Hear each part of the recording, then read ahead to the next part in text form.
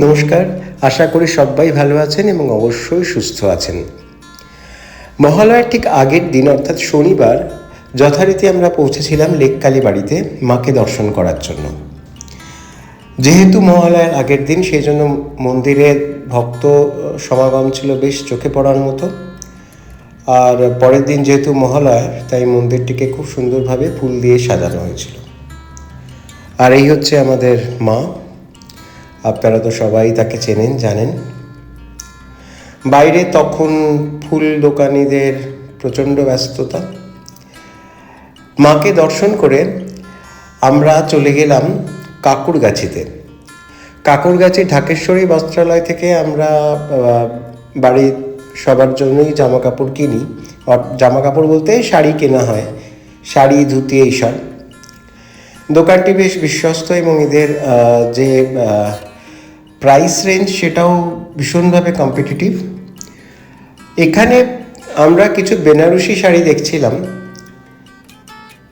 বিভিন্ন রঙের বিভিন্ন মানের বেনারসিরা আমাদের দেখাচ্ছিলেন।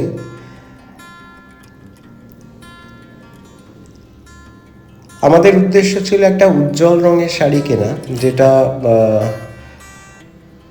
উৎসবের দিনে পরলে পরে বেশ সুন্দর দেখাবে। আমরা ফাইনালি এই রেডিশ পিঙ্ক কালারের শাড়িটাই পছন্দ করলাম। শাড়িটা ভীষণ সুন্দর, রঙটা তো ভীষণই সুন্দর, আমার তো খুবই ভালো লাগলো। পাড়টাও বেশ সরু, খুব একটা চওড়া নয়, আর আঁচলটাও খুব সুন্দর ছিল। আর কে পরেছিল দেখবেন। আজ সপ্তমী, আপনাদের সবাইকে শুভ সপ্তমীর অনেক অনেক শুভেচ্ছা এবং অভিনন্দন। সবাই ভালো থাকুন, সুস্থ থাকুন। সেদিনকে আমরা যে শাড়িটা কিনেছিলাম সেই শাড়িটা পরেছেন আজকে মা।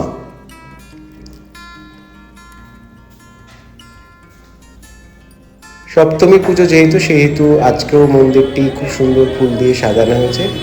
আর এই দেখুন আমাদের জগৎজননী সেদিনকে সেই কেনা শাড়ি পরে দাঁড়িয়ে আছে।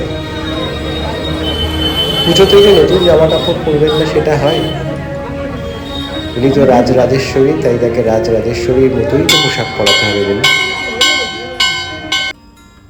এখানে মা কিন্তু তার নিজের পছন্দ মতো শাড়ি নিজেই জোগাড় করে নেন। আপনি যতই চেষ্টা করুন না কেন, মা যতক্ষণ না চাইবেন ততক্ষণ আপনি কিছুই করতে পারবেন না। যাই হোক, মাকে দর্শন শেষ করে আমরা চলে এলাম উল্টো দিকের মাঠে। সপ্তমী পুজো শুরু হয়ে গেছে, সেই সঙ্গে সঙ্গে ঢাকও বাজছে।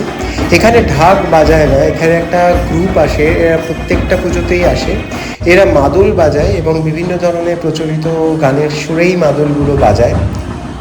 আর এই হচ্ছে সামনের শিব মন্দির, এবং শিব মন্দির ছাড়িয়ে চলুন যাওয়া যাক দুর্গা মণ্ডপের দিকে।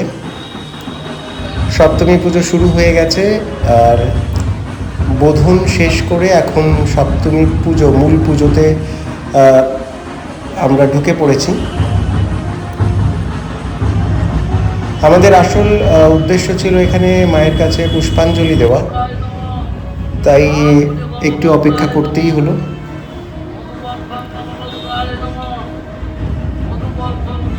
এই ভাবগম্ভীর পরিবেশে অঞ্জলি দিতে সত্যিই খুব ভালো লাগছিল।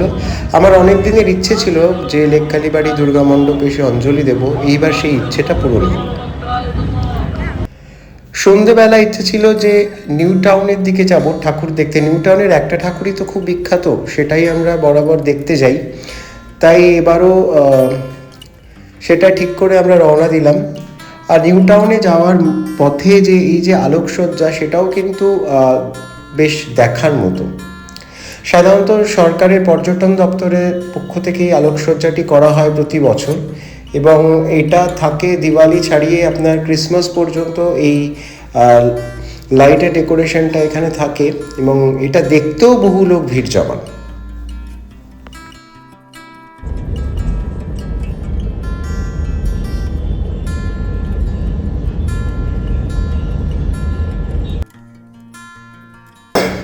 কিন্তু নিউ টাউনে যা ভিড় দেখলাম গিয়ে, সেখানে ওই ভিড়ের মধ্যে দাঁড়িয়ে ঠাকুর দেখার মতো কোনো ধৈর্য বা শারীরিক সক্ষমতা কোনোটিই আমাদের কারোর ছিল না। সেখান থেকে আমরা ঠিক করলাম যে ফিরে যাব, কারণ আগের দিন অনেক রাত্রি অবধি আমরা বাইরে ঘোরাঘুরি করেছি, প্রায় 2-2-2:30 পর্যন্ত। সেই জন্য শরীরও আর দিচ্ছিল না। তাই ফেরার পথে আমরা নামলাম পার্ক সার্কাসে। পার্ক সার্কাসের এই পুজোটা বরাবরই আমার কাছে একটা আকর্ষণের কেন্দ্রবিন্দু, এবং মুখ্য আকর্ষণ হচ্ছে এখানকার যে মেলাটা বসে সেইটা। আর এই দেখুন সনাতন মণ্ডপ, সনাতন মণ্ডপের ভেতর সনাতনী মা, পদ্মশ্রী শিল্পী শ্রী সনাতন রুদ্রপাল তৈরি করেছেন এই অনন্য সাধারণ মাতৃমূর্তি। আর এই হচ্ছে ভেতরের অন্দরসজ্জা, খুবই সুন্দর।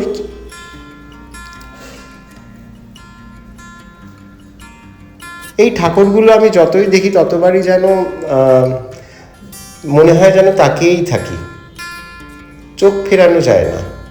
যতই মাতৃমূর্তির মধ্যে আধুনিকতার ছোঁয়া লাগুক না কেন, এই ধরনের মূর্তির কোনো বিকল্প নেই।